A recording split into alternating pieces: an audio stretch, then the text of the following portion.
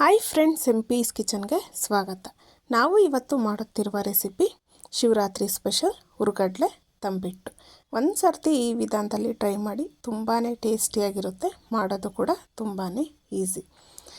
Bachelors, beginners ಎಲ್ಲರೂ ಇದನ್ನು try ಮಾಡ್ಬೋದು. ತುಂಬಾ ಈಸಿಯಾಗಿ ಮನೆಯಲ್ಲೇ ಸಿಗೋ ಇಂಗ್ರೀಡಿಯೆಂಟ್ನ ಯೂಸ್ ಮಾಡಿಕೊಂಡು ಹುರ್ಗಡ್ಲೆ ತಂಬಿಟ್ಟು ಮಾಡೋ ವಿಧಾನ ಹೇಗೆ ಅಂತ ತೋರಿಸ್ಕೊಡ್ತಾ ಇದ್ದೀವಿ. ಈಗ ಮಾಡೋದು ಹೇಗೆ ಅಂತ ನೋಡೋಣ ಬನ್ನಿ. ಫಸ್ಟು ನಾನಿಲ್ಲಿ ಒಂದು ಪ್ಯಾನ್ ತೊಗೊಂಡಿದ್ದೀನಿ. ಪ್ಯಾನ್ಗೆ ಒಂದು ಚಿಕ್ಕ ಇಡಿ ಆಗೋವಷ್ಟು ಕಡಲೆಕಾಯಿ ಬೀಜನ ತೊಗೊಂಡಿರೋ ಅಂಥದ್ದು.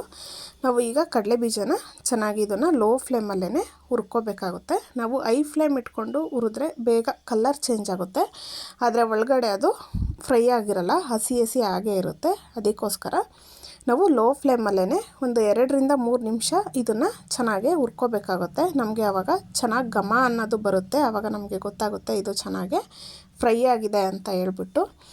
ನೋಡಿ, ಈಗ ಇದು ಚೆನ್ನಾಗಿ ಫ್ರೈ ಆಗಿದೆ. ಈ ರೀತಿ ನಾವು ಲೋ ಫ್ಲೇಮಲ್ಲೇ ಚೆನ್ನಾಗಿ ಫ್ರೈ ಮಾಡ್ಕೋಬೇಕಾಗುತ್ತೆ. ಈಗ ಇದನ್ನು ಸೈಡಿಗೆ ತೆಗೆದಿಟ್ಕೊಳ್ಳೋಣ.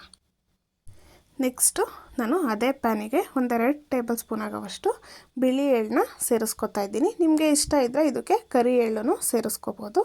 ಈಗ ಇದನ್ನು ಲೋ ಫ್ಲೇಮಲ್ಲೇ ನಾವು ಫ್ರೈ ಮಾಡ್ಕೋಬೇಕಾಗುತ್ತೆ. ನಮಗೆ ಎಳ್ಳು ತುಂಬ ಹೊತ್ತು ಫ್ರೈ ಮಾಡೋ ಅಂಥ ಅವಶ್ಯಕತೆ ಇರಲ್ಲ.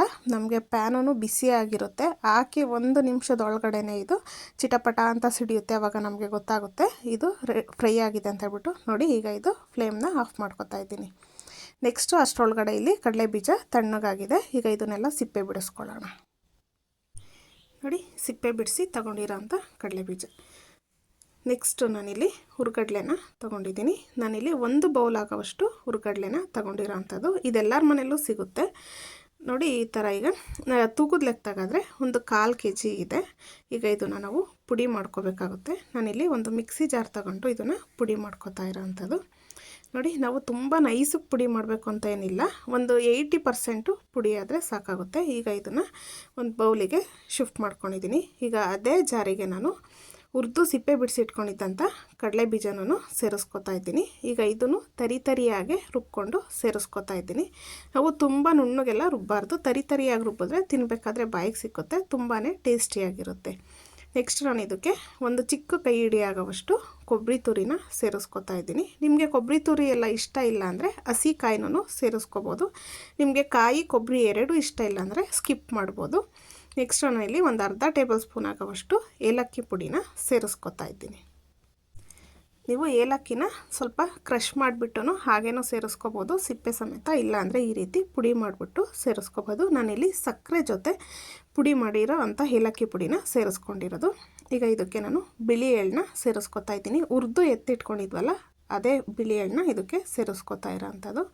ಈಗ ಇದನ್ನೆಲ್ಲ ಒಂದು ಸತಿ ಡ್ರೈ ಮಿಕ್ಸ್ ಮಾಡ್ಕೊಳ್ಳೋಣ. ನಾವು ಈ ರೀತಿ ಡ್ರೈ ಮಿಕ್ಸ್ ಮಾಡೋದ್ರಿಂದ ನಾವು ಹಾಕಿರೋ ಇಂಗ್ರೀಡಿಯೆಂಟು ಎಲ್ಲ ಕಡೆ ಮಿಕ್ಸ್ ಆಗುತ್ತೆ, ಎಲ್ಲದಕ್ಕೂ ಹೊಂದ್ಕೊಳ್ಳುತ್ತೆ. ಅದಕ್ಕೋಸ್ಕರ ನಾವು ಡೈರೆಕ್ಟ್ ಹಾಗೇ ಪಾಕ ಸೇರಿಸಿದ್ರೆ ಎಲ್ಲನೂ ಸಪ್ರೇಟ್ ಒಂದೊಂದು ಕಡೆ ಹಾಗೆ ಸಿಗುತ್ತೆ, ಒಂದೊಂದು ಕಡೆ ಸಿಗೋದಿಲ್ಲ. ಅದಕ್ಕೋಸ್ಕರ ಈ ರೀತಿ ನಾವು ಡ್ರೈ ಮಿಕ್ಸ್ ಮಾಡ್ಕೊಳ್ಳೋದ್ರಿಂದ ಎಲ್ಲ ಕಡೆ ಮಿಕ್ಸ್ ಆಗುತ್ತೆ. ಅದಕ್ಕೋಸ್ಕರ ನೋಡಿ, ಈಗ ಎಷ್ಟು ಚೆನ್ನಾಗಿ ಮಿಕ್ಸ್ ಆಗಿದೆ ಅಂತ ಹೇಳ್ಬಿಟ್ಟು. ಈಗ ಇದಕ್ಕೆ ನಾನು ಬೆಲ್ಲದ ಪಾಕನ ರೆಡಿ ಮಾಡ್ಕೊಳ್ಳೋದಕ್ಕೆ ನಾನಿಲ್ಲಿ ಒಂದು ಪ್ಯಾನ್ ತೊಗೊಂಡಿದ್ದೀನಿ. ಪ್ಯಾನ್ಗೆ ಬೆಲ್ಲನ ಸೇರಿಸ್ಕೊತಾ ಇದ್ದೀನಿ. ನಾನು ಯಾವ ಕಪ್ಪಲ್ಲಿ ಹುರ್ಗಡ್ಲೆ ತೊಗೊಂಡಿದ್ನೋ ಅದೇ ಕಪ್ಪಲ್ಲಿ ಬೆಲ್ಲನ ತೊಗೊಂಡಿರೋಂಥದ್ದು. 1 ಕಪ್ ಹುರ್ಗಡ್ಲೆಗೆ ನಾನಿಲ್ಲಿ 3/4 ಕಪ್ ಆಗೋವಷ್ಟು ಬೆಲ್ಲನ ತೊಗೊಂಡಿದ್ದೀನಿ. ನಿಮಗೆ ಬೆಲ್ಲ ಇಷ್ಟ ಇಲ್ಲ ಅಂದರೆ ಸಕ್ಕರೆನೂ ತೊಗೋಬೋದು, ಆದರೆ ನಾವು ಬೆಲ್ಲ ಹಾಕಿ ಮಾಡೋದ್ರಿಂದ ತುಂಬಾ ಟೇಸ್ಟ್ ಬರುತ್ತೆ. ಅದಕ್ಕೋಸ್ಕರ ನಾನಿಲ್ಲಿ ಇದಕ್ಕೆ ನೀರನ್ನ ಸೇರಿಸ್ಕೊತಾ ಇದ್ದೀನಿ. ನಮಗೆ ಉಂಡೆ ಕಟ್ಕೊಳ್ಳೋದಕ್ಕೆ ಎಷ್ಟು ಬೇಕಾಗುತ್ತೆ ಅಷ್ಟು ನೋಡಿಕೊಂಡು ನೀರನ್ನ ಸೇರಿಸ್ಕೋಬೇಕಾಗುತ್ತೆ. ನೋಡಿ, ಇದು ತುಂಬ ಪಾಕ ಬರಬೇಕು ಅಂತ ಏನಿಲ್ಲ, ಬೆಲ್ಲ ಕರಗಿದ್ರೆ ಸಾಕಾಗುತ್ತೆ ನಮಗೆ. ಈಗ ನೋಡಿ, ಬೆಲ್ಲ ಎಲ್ಲ ಕರಗಿದೆ. ಈಗ ಇದನ್ನು ನಾವು ಪಾಕ ರೆಡಿಯಾಗಿದೆ, ಇದನ್ನು ಯೂಸ್ ಮಾಡ್ಕೋಬೋದು. ನೋಡಿ, ನಾನೀಗ ಮಿಕ್ಸ್ ಮಾಡ್ಕೊಂಡಿದ್ನಲ್ಲ, ಮುಂಚೆನೇ ಡ್ರೈ ಮಿಕ್ಸ್ ಮಾಡ್ಕೊಂಡಿದ್ನಲ್ಲ, ಇದರೊಳಗಡೆ ಸೇರಿಸ್ಕೊತಾ ಇದ್ದೀನಿ. ಕಡಲೆ ಹಿಟ್ಟೊಳಗಡೆ ನಾವು ಒಂದೇ ಸರ್ತಿ ತುಂಬಾ ಸೇರಿಸ್ಕೋಬಾರ್ದು. ಬೆಲ್ಲದ ಪಾಕನ ಸ್ವಲ್ಪನೇ ಸೇರಿಸ್ಕೊಂಡು ಒಂದು ಸ್ಪೂನ್ನಲ್ಲಿ ನಾವು ಮಿಕ್ಸ್ ಮಾಡ್ಕೋಬೇಕಾಗುತ್ತೆ. ಯಾಕೆಂದರೆ ಇದು ತುಂಬ ಬಿಸಿ ಇರುತ್ತೆ, ನಾವು ಕೈ ಇಟ್ಟರೆ ಕೈ ಸುಡೋ ಸಾಧ್ಯತೆ ಇರುತ್ತೆ. ಅದಕ್ಕೋಸ್ಕರ ಒಂದು ಸ್ಪೂನ್ನಲ್ಲಿ ನಾವು ಈ ರೀತಿ ಮಿಕ್ಸ್ ಮಾಡ್ಕೋಬೇಕು. ಈ ರೀತಿ ಮಿಕ್ಸ್ ಮಾಡ್ಕೊಳ್ತಾ ನಮಗೆ ಇದು ಗೊತ್ತಾಗುತ್ತೆ, ಇನ್ನೂ ಸ್ವಲ್ಪ ಬೇಕು ಅಂದಾಗ ನಾವು ಮತ್ತೆ ಪಾಕನ ಸೇರಿಸ್ಕೋಬೇಕಾಗುತ್ತೆ. ನೋಡಿ, ಈಗ ಇದನ್ನು ಪೌಡ್ರ್ ಥರ ಇದೆ. ಈಗ ಇದಕ್ಕೆ ಇನ್ನೂ ಸ್ವಲ್ಪ ಪಾಕ ಬೇಕು. ನಾನೀಗ ಇದಕ್ಕೆ ಇನ್ನೂ ಸ್ವಲ್ಪ ಪಾಕನ ಸೇರಿಸ್ಕೊತಾ ಇದ್ದೀನಿ. ನೋಡಿ ಈಗ ಮತ್ತೆ ನಾನು ಮಿಕ್ಸ್ ಮಾಡ್ಕೊತಾ ಇದ್ದೀನಿ. ನಾವು ತುಂಬ ಗಟ್ಟಿಯಾಗೂ ಕಲಿಸ್ಕೋಬಾರ್ದು, ಯಾಕೆಂದರೆ ನಾವು ತುಂಬ ಗಟ್ಟಿಯಾಗಿ ಕಲಿಸ್ಕೊಂಡ್ರೆ ಉಂಡೆ ಕಟ್ಟಿದ್ದಾದಮೇಲೆ ನಮಗೆ ತಿನ್ನಬೇಕಾದ್ರೆ ಅದು ತುಂಬ ಹಾರ್ಡ್ ಅನಿಸುತ್ತೆ. ಅದಕ್ಕೋಸ್ಕರ ನೋಡಿ ಈಗ ನಾನು ಇನ್ನೂ ಸ್ವಲ್ಪ ಪಾಕನ ಸೇರಿಸ್ಕೊಂಡು ಈಗ ಚೆನ್ನಾಗಿ ಮಿಕ್ಸ್ ಮಾಡ್ಕೊತಾ ಇದ್ದೀನಿ. ಈ ರೀತಿ ನೀಟಾಗಿ ಮಿಕ್ಸ್ ಮಾಡ್ಕೋಬೇಕು. ನೋಡಿ ಈಗ ಚೆನ್ನಾಗೆಲ್ಲ ಹೊಂದ್ಕೊಂಡಿದೆ. ನಾನಿಲ್ಲಿ ಕೈಗೆ ತುಪ್ಪನ ಹಚ್ಕೊಂಡು ಉಂಡೆನ ಮಾಡ್ಕೊತಾ ಇದ್ದೀನಿ. ನಿಮಗೆ ತುಪ್ಪ ಇಷ್ಟ ಇಲ್ಲ ಅಂದರೆ ನೀರಾದ್ರೂ ಸೇರಿಸ್ಕೋಬೋದು.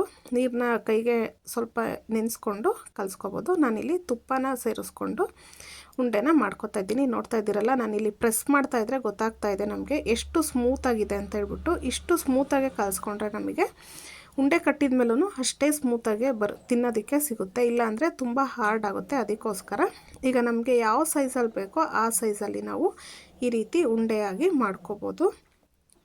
ನೋಡ್ತಾ ಇದ್ದೀರಲ್ಲ ಎಷ್ಟು ಚೆನ್ನಾಗಿ ಕಮ್ಮಿ ಟೈಮಲ್ಲಿ ನಾವು ಕಡಲೆ ಹಿಟ್ಟಿನ ತಂಬಿಟ್ಟು ಮಾಡ್ಕೊಂಡಿದ್ದೀವಿ ಅಂತ ಹೇಳ್ಬಿಟ್ಟು. ಈಗ ಮನೆಯಲ್ಲಿ ನಾವು ತಂಬಿಟ್ಟು ಮಾಡಿರ್ತೀವಿ, ತುಂಬ ಗೆಸ್ಟ್ಗಳು ಬಂದರು, ಆವಾಗ ಖಾಲಿ ಆಗಿಬಿಡುತ್ತೆ ಅನ್ನೋಂಥ ಟೈಮಲ್ಲಿ ನಾವು ಈ ರೀತಿ ಇನ್ಸ್ಟೆಂಟಾಗಿ ತುಂಬ ಕಮ್ಮಿ ಟೈಮಲ್ಲೇ ಮಾಡ್ಕೋಬೋದು. ಎಲ್ಲರೂ ಇಷ್ಟಪಟ್ಟು ತಿಂತಾರೆ. ಈ ರೀತಿ ಒಂದು ಸರ್ತಿ ನಿಮ್ಮ ಮನೆಯಲ್ಲೂ ಟ್ರೈ ಮಾಡಿ, ತುಂಬಾ ಈಸಿಯಾಗಿರುತ್ತೆ. ಬ್ಯಾಚುಲರ್ಸು, ಬಿಗಿನರ್ಸು, ಊರಿಗೆ ಹೋಗಿಲ್ಲ ಅನ್ನೋಂಥ ಟೈಮಲ್ಲಿ, ಶಿವರಾತ್ರಿ ಮಿಸ್ ಮಾಡ್ಕೋತಿದ್ದೀರಾ ಅನ್ನೋ ಟೈಮಲ್ಲಿ ನೀವು ಈ ರೀತಿ ರೂಮಲ್ಲೇ ಮಾಡ್ಕೋಬೋದು. ತುಂಬಾ ಈಸಿಯಾಗಿ ಮಾಡ್ಬೋದು. ನೀವೊಂದು ಸರ್ತಿ ಟ್ರೈ ಮಾಡಿ, ತುಂಬಾ ಟೇಸ್ಟಿಯಾಗಿರುತ್ತೆ. ಮಾಡೋದು ಕೂಡ ತುಂಬಾ ಈಸಿ. ಈ ರೆಸಿಪಿ ನಿಮಗೆ ಇಷ್ಟ ಆಗಿದರೆ ಪ್ಲೀಸ್ ನಮ್ಮ ಚಾನಲ್ನ ಸಬ್ಸ್ಕ್ರೈಬ್ ಮಾಡಿ, ಸಪೋರ್ಟ್ ಮಾಡಿ, ಲೈಕ್ ಮಾಡಿ, ಶೇರ್ ಮಾಡಿ. ಪಕ್ಕದಲ್ಲೇ ಕಾಣೋ ಬೆಲ್ ಐಕಾನ್ ಮೇಲೆ ಕ್ಲಿಕ್ ಮಾಡಿ. ಹಾಗೆ ನಿಮ್ಮ ಫ್ಯಾಮಿಲಿ ಫ್ರೆಂಡ್ಸ್ಗೂ ಶೇರ್ ಮಾಡಿ. Thank you for watching. Take care. Bye.